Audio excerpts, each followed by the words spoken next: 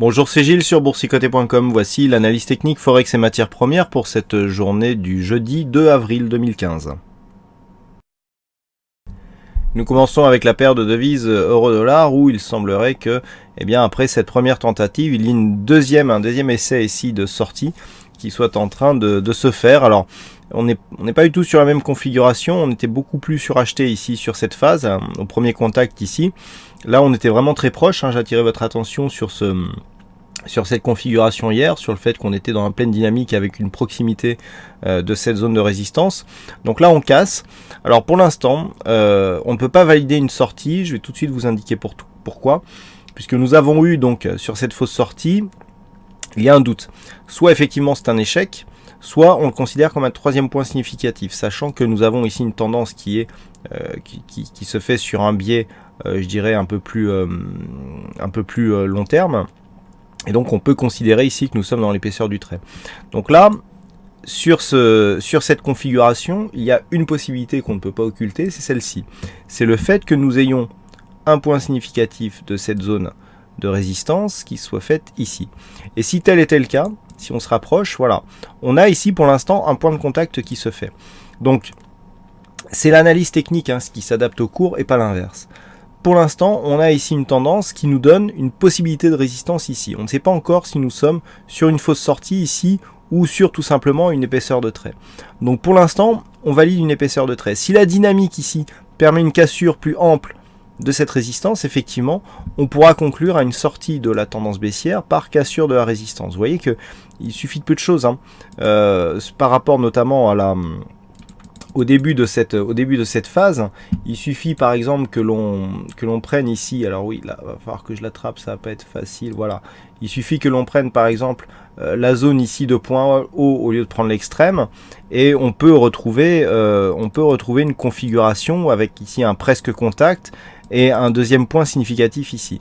Donc là, on est vraiment trop dans l'à peu près pour vraiment définir une cassure sur cette configuration. Donc, on prend le cas le plus défavorable. Si on a une cassure ici ample qui vient casser d'une manière forte la résistance et casser ce point haut significatif à indice 50, là oui, on validera la cassure. On peut être bien positionné parce que lorsque l'on regarde, ces deux points hauts ici sont haussiers, donc ça irait dans la dynamique que l'on casse ici. D'ailleurs, si on trace les retracements de Fibonacci, ce que l'on peut constater sur cette dynamique directe, c'est que c'est très technique. On a ici le point haut qui est marqué. On vient, oui pardon, d'ailleurs je me suis, c'est pas grave, ça change peu de choses finalement. On va changer voilà, j'ai repositionné le Fibonacci ici sur ce point haut. C'est surtout par rapport à la zone 50-61,8 que je voulais vous montrer ça. On a ici la dynamique directe, consolidation, donc on voit bien ici dans un premier temps des cours qui viennent chercher le 38,2, c'est ici, on rebondit, on vient chercher le 23,6, on casse ici ce 38,2 qui devient résistance et on vient chercher la zone 50-61,8. Par rapport au retracement de Fibonacci, je veux dire, c'est limpide. On se stabilise sur cette zone et ensuite on commence à remonter et on vient réattaquer ici la zone de résistance. Pour le moment, on est dans une phase où la dynamique ici vient provoquer un premier contact, on consolide et on repart dans la dynamique. Donc il est tout à fait possible que l'on vienne ici, mais pour cela, il faut confirmer donc la cassure avec une amplitude plus forte et surtout le dépassement de cette zone de point haut à indice 52. Donc c'est dans cette attente que voilà, on observera. Il faut vraiment observer ici cette zone de résistance, voir comment elle se comporte. Si on a ici un échec et des cours qui reviennent ici et qui cassent cette zone des 1,0712, et bien dans ce cas-là, on aura donc deux tests avec une poursuite du mouvement baissier qui sera confirmée sur une cassure baissière des 1,0462.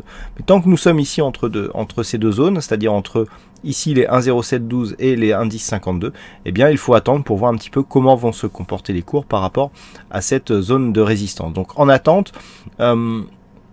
la conviction irait plutôt ici sur une phase de cassure. Il semblerait qu'on soit ici sur une phase d'affaiblissement de la tendance baissière, mais techniquement on ne peut pas pour l'instant donner une anticipation réellement significative. Donc ici à surveiller cette zone de résistance. Sur le dollar yen, pas grand chose de plus par rapport à la séance d'hier. Donc on a toujours ici cette sortie de dynamique légèrement haussière qui se fait au profit d'une phase ici qui s'apparente plus à une stabilisation des cours, une stabilisation moyen terme qu'à une réelle consolidation. C'est vrai que la dynamique ici par rapport à la dynamique que nous avons là, eh bien on a effectivement des retracements, mais la dynamique était tellement faible que les retracements ici jouent peu. Par contre c'est vrai que voilà, ce qui reste c'est ici cette phase moyen terme avec ici donc un point haut, une première zone ici de consolidation qui définit le bas du range et qui correspond à peu de choses près au retracement des 38,2% de Fibonacci, et depuis on oscille entre ces deux zones. On a bien fait une petite attaque ici de la zone haute, mais tellement rapide qu'elle a été invalidée, et donc pour l'instant on oscille donc dans un range avec une zone d'équilibre aux alentours des 118,73, zone qui a fait office de support ces deux derniers jours puisqu'on est venu l'attaquer avant de remonter. Donc pour l'instant une orientation moyen terme relative neutre, avec une orientation court terme avec une petite préférence haussière, puisqu'on est ici sur une dynamique haussière qui consolide et qui vient chercher la zone 50-61,8. On remonte légèrement, mais avec une dynamique tellement faible que est difficile de dégager une tendance dominante. On voyait ici, j'avais attiré votre attention sur le fait que nous avons ici une inversion de flux. On avait ici une belle tendance haussière, belle tendance baissière, je vous l'avais expliqué dans une vidéo précédente.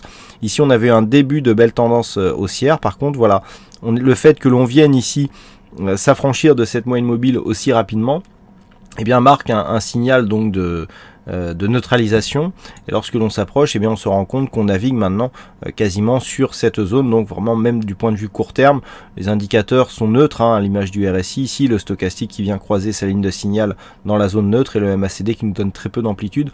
Donc c'est vraiment la neutralité parfaite, tant sur le plan court terme que sur le plan moyen terme. Et enfin sur l'or, nous avons une configuration qui a du mal à se trouver, puisque suite à la sortie ici de ce biais baissier, qui s'est manifesté par la rupture ici de cette zone de résistance, les cours sont venus chercher ici et casser le retracement à 38,2% de Fibonacci à 1205. Donc sur cette phase de hausse, on est même monté légèrement au-dessus. Suite à cela, on est revenu chercher ici une zone majeure et le retracement des 23,6% de Fibonacci, c'est très net sur cette phase. Ensuite on est remonté ici, phase d'accélération, vous voyez ici double contact sur le retracement de Fibonacci, dynamique ici qui nous fait revenir sur le retracement des 38,2 et une touchette ici sur la zone des 1208, qui est une zone qui a souvent été très jouée pour ça, c'est-à-dire en figure d'objectif. Suite à ce contact, on revient ici sur la moyenne mobile, donc on se cherche un petit peu. Par contre, là où est en train d'apparaître une configuration, c'est sur cette séquence ici, hausse, point haut, ici une zone de point bas significative, deuxième point haut proche de celle-ci, puisque hormis ici cette attaque, on est quasiment sur les mêmes niveaux de résistance, et les cours qui redescendent. On peut ici, on le voit, définir une suspicion de double top. On a la première phase de hausse ici, on a ici un retour donc sur une zone de support, deuxième phase de hausse là, et ici on commence à redescendre. Si les cours ici continuent à évoluer, à la rupture ici de ce point bas, eh bien nous pourrions avoir une accélération ici à la baisse. Donc là pour l'instant on est en direction de la baisse, mais si on casse ici cette zone des 1180, on peut avoir ici une dynamique qui nous permet de marquer un nouveau point bas. Donc on a environ 30 $, entre ce point bas ici à 1178 et les 1208. 30 $ sous 1178, ça nous donne 1148. Vous voyez, juste sous cette zone ici des 1150, justement là d'où les cours venaient avant de marquer la première phase de hausse. Donc la configuration pour l'instant est plutôt haussière, puisqu'on a pour l'instant une succession de points hauts et de points bas qui sont supérieurs, et puis on vient de casser ici une résistance significative de tendance.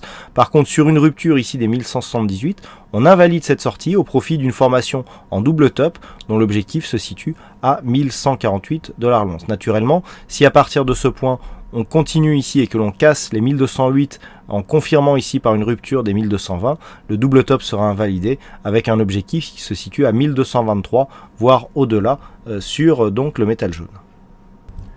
Voilà donc ce que nous pouvons dire sur cette analyse technique Forex et matières premières. Je vous souhaite à toutes et à tous une bonne soirée, bonne chance dans vos prochains trades, et on se retrouve donc dès demain pour une dernière analyse technique de la semaine sur le site boursicoté.com. Bonsoir à tous.